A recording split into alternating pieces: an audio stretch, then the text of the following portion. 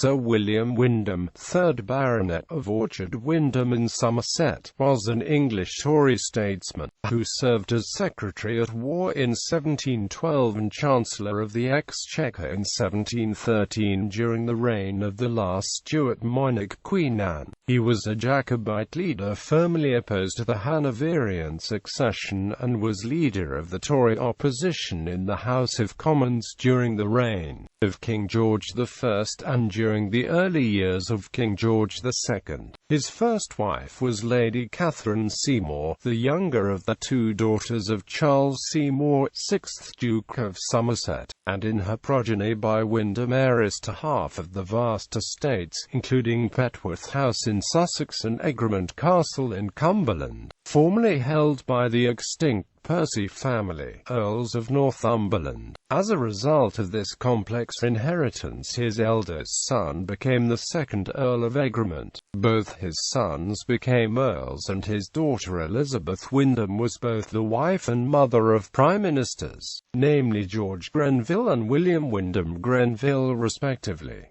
He built the pier at Watchet Harbour, near Orchard Wyndham. Origins. He was the son and heir of Sir Edward Wyndham, 2nd Baronet of Orchard Wyndham, thrice Member of Parliament for Ilchester, Somerset, by his wife Catherine Leveson Gower, eldest daughter of Sir William Leveson Gower, 4th Baronet. Career. He was educated at Eton College and Christ Church, Oxford. As a young man, while at Rome on his grand tour, he was approached by a fortune teller who warned him to beware of a white horse. A similar prophecy was made to him later in England. He later surmised that the white horse in question represented the Saxon steed in the coat of arms of the King of Hanover, King George I of England, shown in the fourth quarter of the Royal Arms of England, his opposition to whom would later cause him much trouble. He entered Parliament in 1710 and became Secretary at War in the Tory ministry in 1712 and Chancellor of the Exchequer in 1713. He was closely associated with the radical Tory leader Lord Bolingbroke and was privy to the attempts made to bring about a Jacobite restoration on the death of Queen Anne. On the failure of the plot, he was dismissed from office and in 1714 was briefly imprisoned. Leader of Jacobites. At the start of the reign of the Hanoverian King George I, Bolingbroke fled into exile in France to join the court of the Old Pretender, and Wyndham took his place in England as the leader of the Jacobites.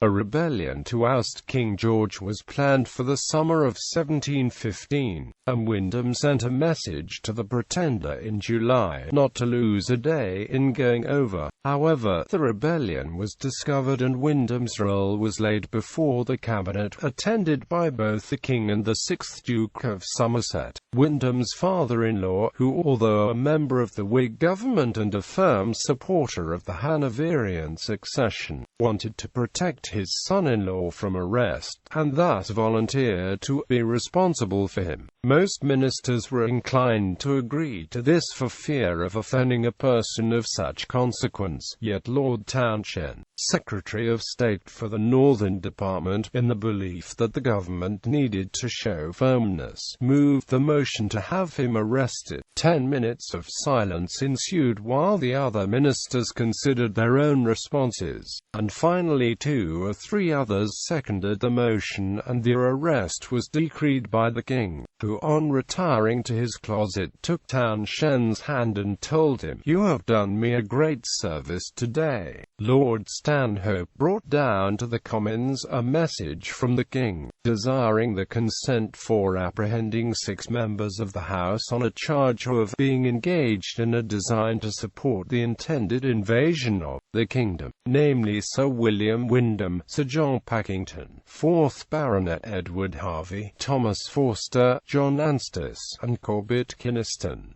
Consent was granted. Harvey and Anstice were in London, and were at once taken. Harvey stabbed himself in the breast in 2 or 3 places, but his wounds were not mortal. Forster escaped and served as general of the Jacobite army in the 1715 uprising. Accordingly, Colonel John Husker of the Foot Guards, at about this time an aide-de-camp to William Cadogan, 1st Earl Cadogan, was sent to arrest Wyndham at home at Orchard Wyndham. The story is related in detail by the contemporary commentator Boyer. He was awoken at 5 in the morning, and on searching his bedroom the colonel found incriminating papers in his waistcoat pocket, which listed his co-conspirators who planned to invade England and place the old Pretender on the throne. The colonel had orders to use him with decorum, and trusted Wyndham when he gave his word that at 7 a.m., having dressed and said goodbye to his pregnant wife, he would be dressed and ready to depart as the colonel's prisoner, and would even lay on his own coach and 6 horses for the purpose.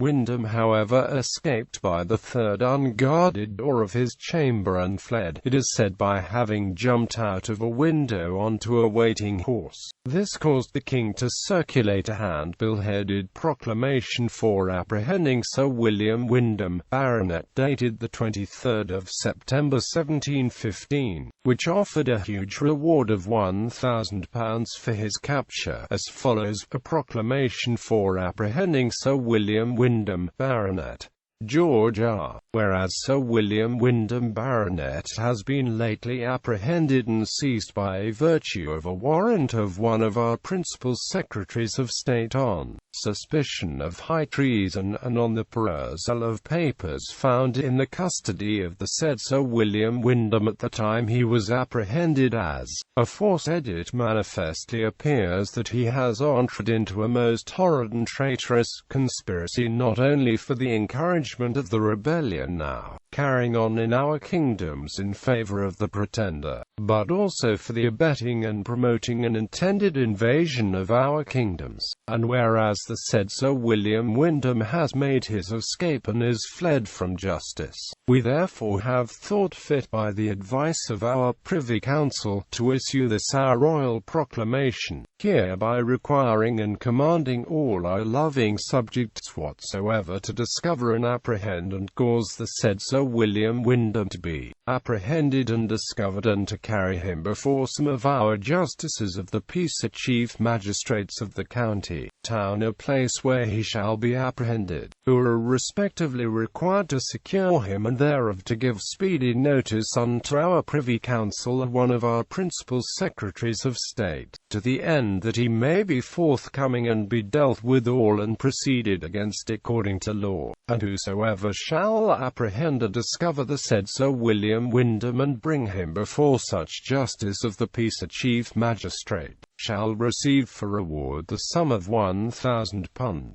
which said sum of £1,000 the Lords Commissioners of our Treasury are hereby required and directed to pay accordingly. Given at our Court of St. James's the 23rd day of September 1715 in the 2nd year of our reign. God Save the King. London, printed by John Basket, printer to the King's Most Excellent Majesty, and by the assigns of Thomas Newcombe and Henry Hills, deceased, 1715. Seeing that his case was hopeless, having for a while disguised himself as a clergyman, he visited his father-in-law the Duke of Somerset at his seat of Sion House, near London. For there he went to London and surrendered himself to the Duke's son and his brother-in-law the Earl of Hertford, a captain in the King's Life Guards, and was taken into custody in the Tower of London. The 6th Duke of Somerset offered bail to the Council for Wyndham's liberty, which was refused. It was soon after having made that offer that the King dismissed him from the high office of Master of the Horse. Under King George I and during the early years of King George II, Wyndham was the leader of the Tory opposition in the House of Commons and fought for his High Church and Tory principles against Sir Robert Walpole. He was in constant communication with the exiled Bolingbroke, and after 1723 was actively associated sided with him in abortive plans for the overthrow of Walpole.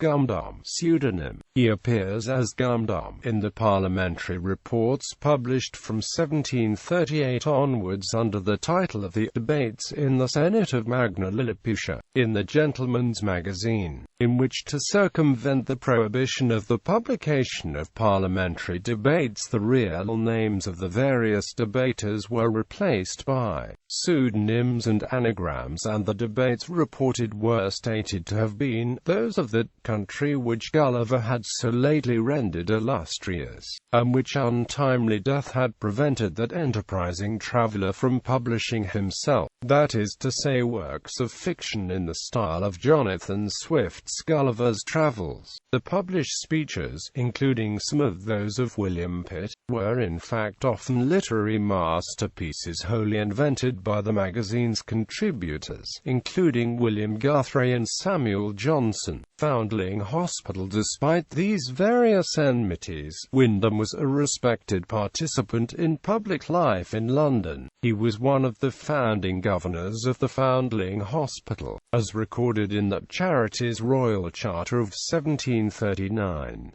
This was perhaps due to the fact that his father-in-law, the 6th Duke of Somerset, became a founding governor after his second wife, Charlotte Finch, became the first to sign the petition to King George II of its founder, Captain Thomas Coram. This institution, the country's first and only children's home for foundlings, was then London's most fashionable charity, and Wyndham served as a governor with such other notables as Thomas Pelham Hollis, 1st Duke of Newcastle upon Tyne, James Waldegrave, 1st Earl Waldegrave, Spencer Compton, 1st Earl of Wilmington, Henry Pelham, Arthur Onslow, Horatio Walpole, 1st Baron Walpole of Walterton, and even Sir Robert Walpole himself.